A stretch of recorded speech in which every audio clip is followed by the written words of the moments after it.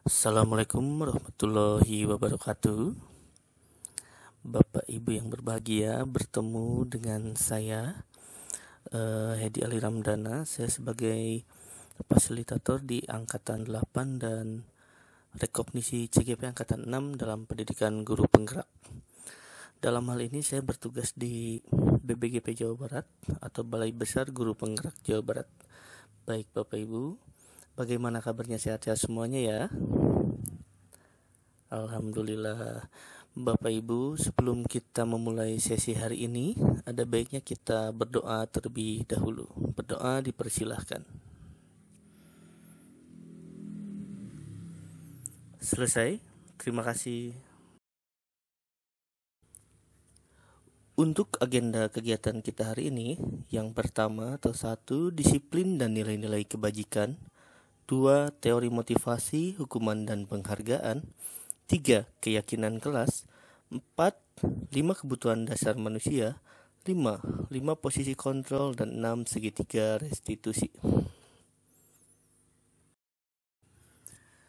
Baik Bapak Ibu, untuk kelancaran kita dalam sesi pembelajaran ini atau seri sharing ini, ada kesepakatan belajar yang perlu kita sepakati terlebih dahulu ya Bapak Ibu ya. Yang pertama, tidak makan dan minum saat materi berlangsung. Yang kedua, membuat ruang pertemuan selalu tenang.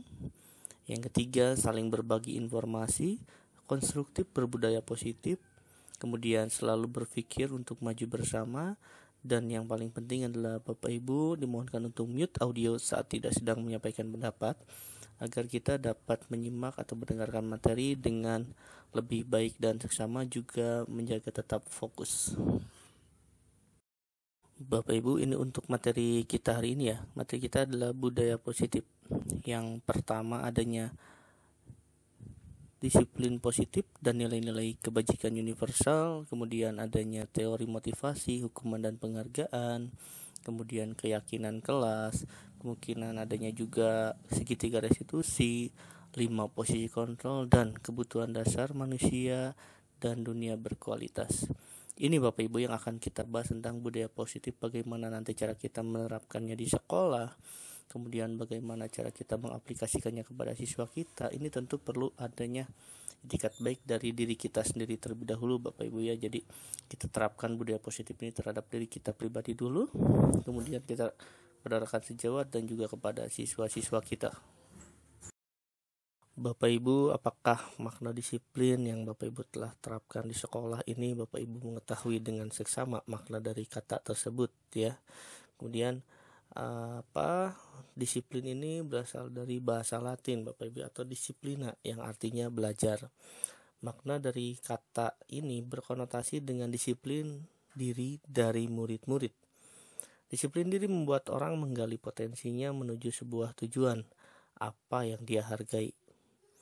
Namun, dalam budaya kita, makna kata disiplin telah berubah menjadi sesuatu yang dilakukan seseorang pada orang lain untuk mendapatkan kepatuhan.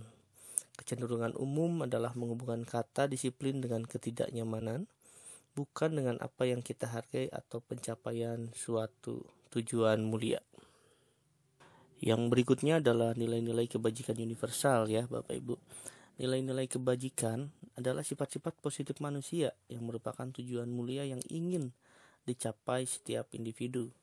Nilai-nilai tersebut bersifat universal dan lintas bahasa, suku, bangsa, agama maupun latar belakang. Menurut Dr. William Glasser pada teori kontrol tahun 1984 menyebutkan bahwa setiap perilaku atau perbuatan memiliki suatu tujuan.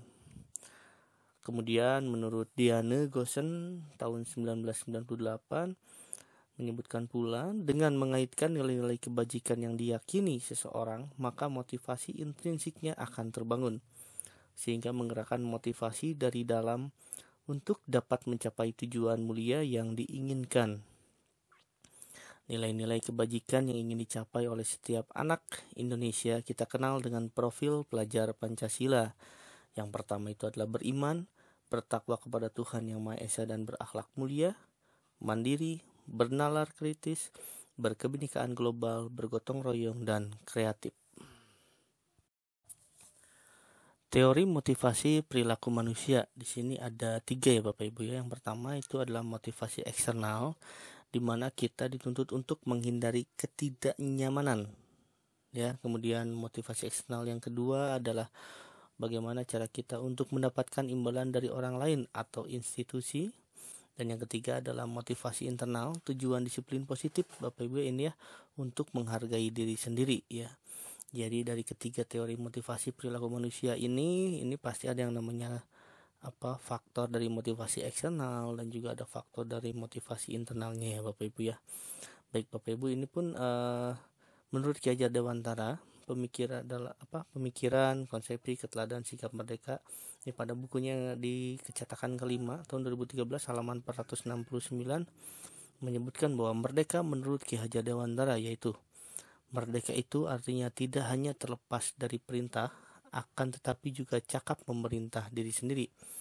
Nah, jika kita melihat ini Bapak Ibu ya, menurut pemaparan dari Ki Hajar Dewantara tersebut, bahwa arti merdeka ini adalah kita harus mulai dari diri kita sendiri terlebih dahulu ya Bapak Ibu ya.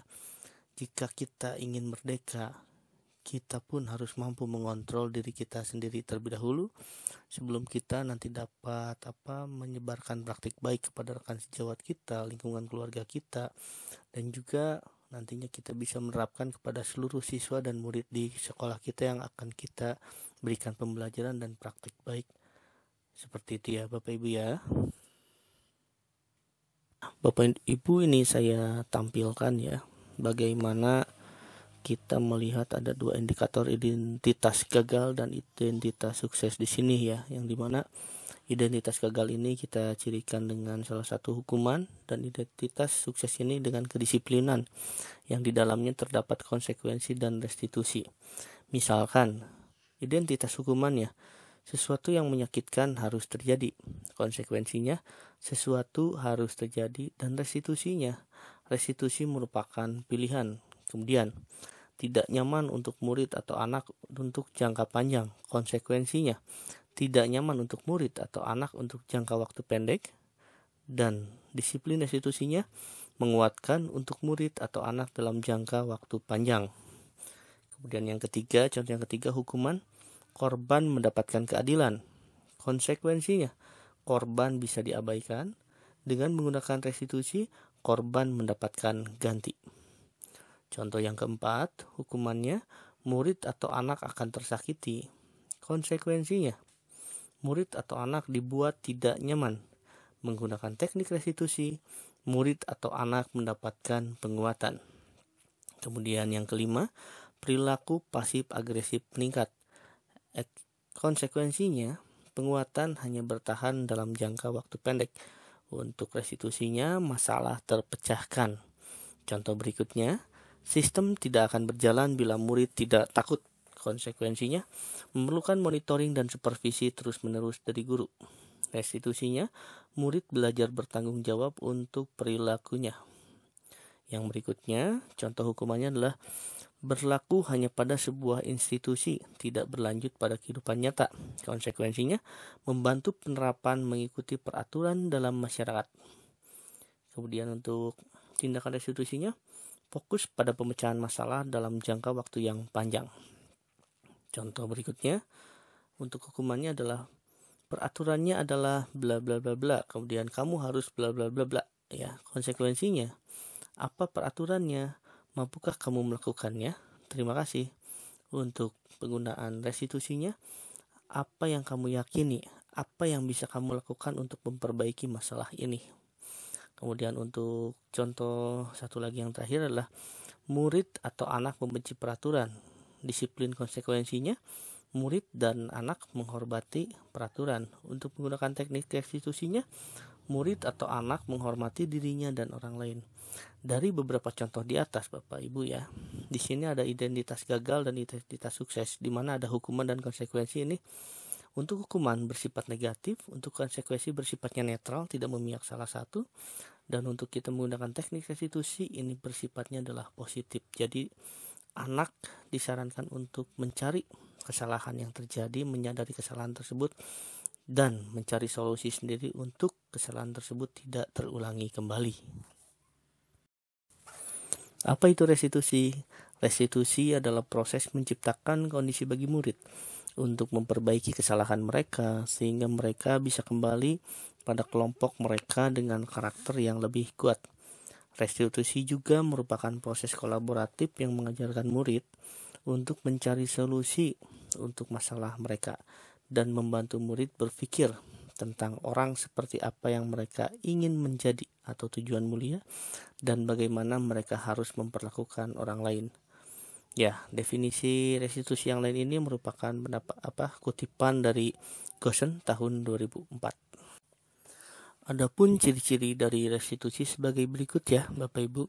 Yang pertama, restitusi ini bukan untuk menebus kesalahan, namun untuk belajar dari kesalahan. Yang keduanya, untuk memperbaiki hubungan. Yang ketiganya, berupa tawaran, bukan paksaan. Kemudian yang keempat, restitusi menuntun untuk melihat ke dalam diri pribadinya. Kemudian restitusi mencari kebutuhan dasar yang mendasari tindakan. Selain itu, restitusi diri adalah cara yang paling baik. Restitusi fokus pada karakter, bukan tindakan. Restitusi fokus pada solusi. Dan restitusi mengembalikan murid kepada apa yang diperbuat salah pada kelompoknya, ya. Maksudnya restitusi mengembalikan murid yang berbuat salah pada kelompoknya. Sepertinya Bapak Ibu di sini sudah sering membuat ya keyakinan kelas atau yang lebih kita kenal itu dengan peraturan kelas ya. Peraturan kelas atau tata tertib. Nah, di sini Bapak Ibu, mengapa kita harus menggunakan kata keyakinan kelas? Bapak Ibu ya, kita lihat ilustrasinya dulu sebagai berikut ya. Yang pertama, mengapa kita memiliki peraturan 3M pada saat COVID-19 ya? Menggunakan masker, mencuci tangan, dan menjaga jarak 1,5 meter. Kemudian, mengapa kita memiliki peraturan harus datang tepat waktu pada saat mengikuti pelatihan-pelatihan atau pada saat mengikuti pembelajaran di dalam kelas. Bapak Ibu, itu berupa aturan, tapi jika itu kita jadikan sebuah keyakinan kelas, ini tidak akan memberatkan Bapak Ibu dan tidak ada yang merasa terhakimi. Untuk mendukung motivasi intrinsik, kembali ke nilai-nilai atau keyakinan-keyakinan lebih menggerakkan seseorang dibandingkan mengikuti serangkaian peraturan-peraturan, Bapak Ibu ya. Jadi saya kira atau kami yakini bahwa dengan menggunakan kata keyakinan kelas ini lebih dapat menggerakkan hati dan pikiran rekan-rekan kita, hati dan pikiran murid-murid kita dibandingkan kita dengan menggunakan kata peraturan-peraturan yang membuat orang mungkin takut atau mungkin ada yang membuat orang lain itu menjadi terbebani ya Bapak Ibu. Bapak Ibu, ini contoh pembuatan keyakinan kelas ya yang saya sudah pernah praktekkan di dalam kelas. Yang pertama, saya menyampaikan, anak-anak, kita ada keyakinan kelas yang perlu kita pahami bersama ya, dan kita yakini bahwa ini adalah untuk kebaikan kita bersama. Misalkan kita persilakan siswa tersebut membacakan yang pertama, hadir tepat waktu, yang kedua, berpartisipasi dalam diskusi, kemudian menghargai pendapat siswa lain gitu kan. Dan ini karena kita juga korban dari COVID-19 Bapak Ibu ya, kita juga harus mengarahkan penggunaan telepon genggam hanya saat di luar kelas atau aktifkan mode diam, silent mode, sesuai dengan kebutuhan penggunaannya ya, atau lebih bijak dalam menggunakan gadget. Kemudian menjaga kebersihan ruang kelas dan lingkungan sekitar. Tidak diperkenankan keluar masuk kelas saat kegiatan belajar berlangsung, dalam artian boleh-boleh saja siswa tersebut ke toilet, izin ke kamar mandi, atau mungkin yang mengantuk izin mencuci mukanya. Namun ini kita lebih atur kembali ritmenya agar siswa tersebut tidak keluar masuk kelas dengan sembarangan, dan cenderung sering keluar masuk kelas itu akan mengganggu proses pembelajaran kita dan mengganggu siswa lain dalam berkonsentrasi Bapak Ibu ya. Kemudian tidak makan pada saat jam pelajaran berlangsung. Suka ada anak-anak kan di dalam kelas itu yang curi-curi makan, sebagai macamnya, curi waktu ya. Kemudian di sini salah satu yang menjadi keyakinan kelas saya adalah mengarahkan seluruh siswa untuk tersenyum. Maka ditulislah tersenyumlah, karena dengan tersenyum ini dapat sedikitnya atau setidaknya dapat membuat siswa kita menjadi kembali berpikir positif, menjadi kembali bersemangat dan selalu fokus Bapak Ibu ya. Bapak Ibu, kita masuk pada materi berikutnya yaitu 5 posisi kontrol ya. Di nama 5 posisi kontrol ini adalah yang pertamanya penghukum, kedua pembuat orang merasa bersalah, menjadi teman, menjadi pemantau, dan menjadi manajer. Kita ambil salah satu contoh ya Bapak Ibu ya. Di saat terdapat siswa yang melakukan kesalahan, jika kita menggunakan kontrol kita sebagai penghukum, siswa tersebut dapat mengulangi kesalahan yang sama. Atau misalkan kita melakukan metode pembuat orang merasa bersalah ya, kita sebagai orang yang membuat orang merasa bersalah, ini dapat menyebabkan siswa ini memiliki rasa rendah diri ya. Di saat kita menjadi teman, saat siswa tersebut melakukan kesalahan dan kita memposisikan kita sebagai teman, ini siswa tersebut dapat menjadi lemah, tidak mandiri, dan ketergantungan. Di saat kita memposisikan diri sebagai pemantau, siswa yang melakukan kesalahan akan menitik beratkan pada sanksi atau hadiah untuk dirinya. Nah, di saat kita menitik beratkan atau menempatkan diri kita sebagai manajer, siswa yang melakukan kesalahan tersebut mampu mengevaluasi diri, bagaimana cara memperbaiki diri ya. Itu salah satu contoh ya Bapak Ibu. Kemudian saat kita sebagai guru melakukan sebuah tindakan, kita sebagai penghukum menghardik, menunjuk-nunjuk dan menyakiti atau menyindir siswa secara langsung, atau kita sebagai pembuat orang merasa bersalah, itu kita selalu berceramah dan mengatakan seharusnya kalian begini-begini, ibu kecewa pada kalian. Saat kita memposisikan sebagai teman, guru ini akan membuatkan alasan-alasan untuk muridnya, jadi membela murid walaupun murid tersebut salah. Saat kita memposisikan diri sebagai pemantau, guru ini akan menghitung dan mengukur sejauh mana keberhasilan siswa-siswanya, sejauh mana kedisiplinan dapat diterapkan dan lain-lainnya ya. Tapi di saat seorang guru menempatkan diri sebagai manajer, di sini guru akan mengajukan pertanyaan-pertanyaan untuk dapat membuat pertanyaan pemantik tersebut untuk dapat memunculkan dari diri siswanya, mencari solusi dan lain sebagainya. Bapak Ibu, tadi kita sudah menyinggung sedikit tentang segitiga restitusi ya Bapak Ibu ya, dimana segitiga restitusi ini terdiri dari validasi kebutuhan, kemudian menanyakan keyakinan, kemudian menstabilkan identitas ya. Yang pertama untuk validasi kebutuhan Bapak Ibu ya, di sini kita membantu murid mengenali basic need atau kebutuhan dasar yang ingin dipenuhinya ketika melakukan kesalahan tertentu ya. Pada dasarnya setiap tindakan manusia tujuannya adalah untuk memenuhi basic needs. Apakah itu power, freedom, love, and belonging, fun, atau survival ya. Di sini untuk pertanyaan pemantiknya, guru dapat berkata, 1. Kamu bisa saja kan melakukan hal yang lebih buruk, tapi kamu tidak melakukannya. Betul kan? Atau yang kedua, kamu pasti punya alasan mengapa melakukannya. Atau yang ketiga, apa yang penting bagi kamu? Selanjutnya, kita juga bisa menggunakan pertanyaan, kamu boleh tetap berusaha menjaga sikap itu, tapi tambahkan sikap yang lain yang baru ya. Atau yang berikutnya, maukah kamu belajar cara lain untuk mendapatkan yang kamu butuhkan tanpa harus memukul? Atau salah satu contohnya lagi, apakah kamu bisa melakukan dengan lebih baik besok? Itu merupakan salah satu contoh bagaimana cara kita menggunakan salah satu teknik segitiga restitusi dalam hal validasi kebutuhan ya Bapak Ibu.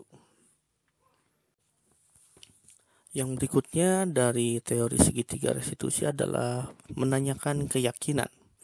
Di sini anak harus dapat melihat kesalahannya sendiri dihubungkan dengan norma sosial dan nilai-nilai yang mendasari manusia berinteraksi dengan orang lain. Contohnya, guru dapat berkata seperti ini ya. Yang pertama, apa nilai yang kita percaya di kelas atau sekolah kita? Kemudian, nilai-nilai universal apa yang telah kita sepakati? Kelas yang ideal itu seperti apa sih? Kamu ingin jadi anak seperti apa? Apa yang kamu rasakan ketika kamu melakukan itu? Kamu menjadi orang yang seperti apa setelah melakukan hal tersebut? Ya, jadi Bapak Ibu itu contoh kalimat yang bisa kita gunakan sebagai pertanyaan pemantik untuk menanyakan keyakinan siswa. Jadi di mana siswa ini dapat memahami kesalahannya sendiri ya. Kemudian dihubungkan dengan norma sosial dan nilai-nilai yang mendasari manusia berinteraksi dengan orang lain. Bapak Ibu, yang ketiga dari segi ketiga restitusi adalah menstabilkan identitas, di mana di sini kita dituntut untuk membuat anak yang merasa gagal karena berbuat salah menjadi positif terhadap dirinya. Contoh kalimatnya, guru dapat mengatakan, berbuat hal yang salah itu adalah hal yang manusiawi. Tidak ada manusia yang sempurna, bapak atau ibu juga buat salah. Kita pasti bisa menyelesaikan permasalahan ini. Bapak Ibu tidak tertarik untuk mencari tahu siapa yang benar, siapa yang salah. Bapak Ibu lebih tertarik untuk menyelesaikan masalah. Kalau kamu menyalahkan dirimu sendiri terus-menerus, apakah kamu bersikap baik pada dirimu sendiri? Itu contoh kalimat yang bisa kita gunakan dalam menstabilkan identitas, di mana anak menjadi memunculkan kembali rasa percaya diri anak yang telah melakukan kesalahan tanpa kita menjudgment dia sebagai anak yang nakal dan lain sebagainya, Bapak Ibu ya. Itu Bapak Ibu contoh dari segitiga restitusi yang mungkin nanti kita akan coba lakukan bersama-sama dan terapkan di sekolah masing-masing, Bapak Ibu ya. Memang ini sebuah teori yang sangat ideal ya. Namun pada saat penerapannya di lapangan, kembali lagi kepada bagaimana kesepakatan guru di sekolahnya, bagaimana kesepakatan seluruh warga sekolah untuk dapat melaksanakan atau menerapkan segitiga restitusi tersebut. Alhamdulillah Bapak Ibu, kita telah sampai pada sesi akhir ya. Terima kasih untuk kebersamaan kita hari ini Bapak Ibu. Mudah-mudahan apa yang kita diskusikan hari ini, apa yang saya sampaikan dapat memotivasi kita sebagai guru untuk dapat menerapkan dan mengaplikasikan budaya positif kita di sekolah ya Bapak Ibu. Di mana dalam budaya positif ini kita dapat menerapkan disiplin dan nilai-nilai kebajikan, kemudian bagaimana kita cara menerapkan teori motivasi, hukuman dan penghargaan, bagaimana kita membuat keyakinan kelas bersama siswa, kemudian bagaimana kita memahami 5 kebutuhan dasar dari manusia, kemudian 5 posisi kontrol, dan bagaimana kita cara menerapkan segitiga restitusi di saat terdapat siswa kita yang melakukan pelanggaran atau kesalahan di lingkungan sekolah. Beberapa materi tersebut kita gunakan dan kita percaya sebagai budaya positif di lingkungan kita sekolah, namun tetap perlu dukungan dari seluruh warga sekolah untuk menerapkannya. Bersama kita bisa. Seperti itu ya Bapak Ibu ya.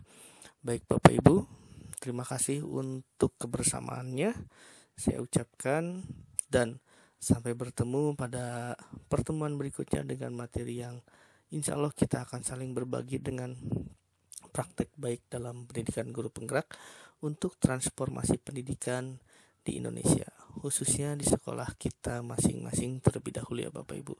Terima kasih. Wassalamualaikum warahmatullahi wabarakatuh. Sebelum kita mengakhiri kegiatan kita hari ini, ada baiknya kita berdoa terlebih dahulu Bapak Ibu ya. Berdoa dipersilahkan. Terima kasih. Bapak Ibu, kita foto bersama terlebih dahulu ya. Ya, baik sudah. Terima kasih Bapak Ibu. Saya izin pamit ya Bapak Ibu. Assalamualaikum.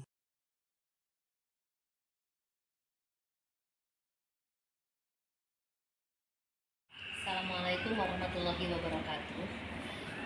Mengenai peserta didik di SMA Negeri 1 Ciparai pasca dari pandemi COVID-19 dalam masa pembelajaran di tahun ajaran 2022-2023 terkendala dengan karakter siswa. Satu, kedisiplinan. Kedua, dalam hal pendalaman materi. Apa yang kami ajarkan sekarang itu sangat agak sulit dipahami oleh kelas 11 ataupun kelas 12 karena setelah mengalami masa pandemi tidak belajar tatap muka selama 2 tahun lebih, sehingga dengan menggunakan media online siswa tersebut kurang memahami semua materi pelajaran. Jadi pas sekarang belajar secara langsung, anak-anak menjadi terlambat memahami apa yang guru-guru ajarkan. Dan yang kedua, karakter kedisiplinnya sangatlah kebanyakan pada umumnya tidak disiplin, dari mulai pakaian, rambut, kelakuan, karakter, dan kesopanan, semuanya itu memerlukan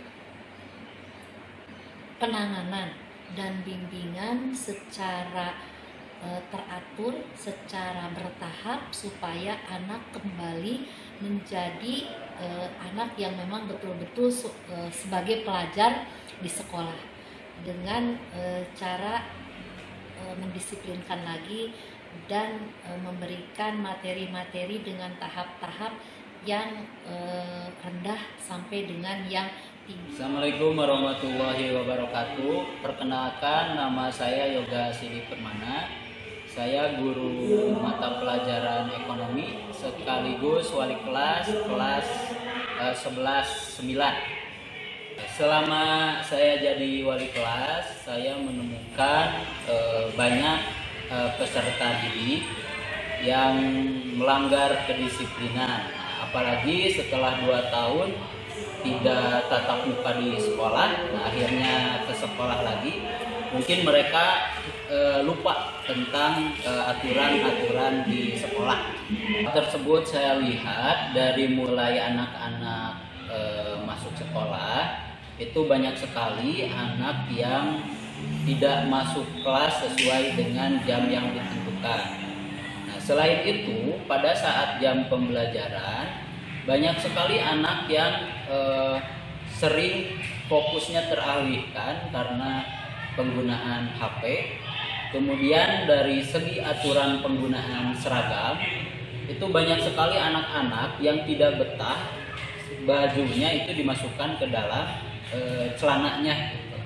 Kemudian selain itu dari mulai sepatu, karena di sekolah kami sepatu itu ditentukan harus menggunakan warna hitam, tapi karena mungkin anak-anaknya ingin mengikuti tren perkembangan zaman, akhirnya mereka menggunakan sepatu berwarna putih.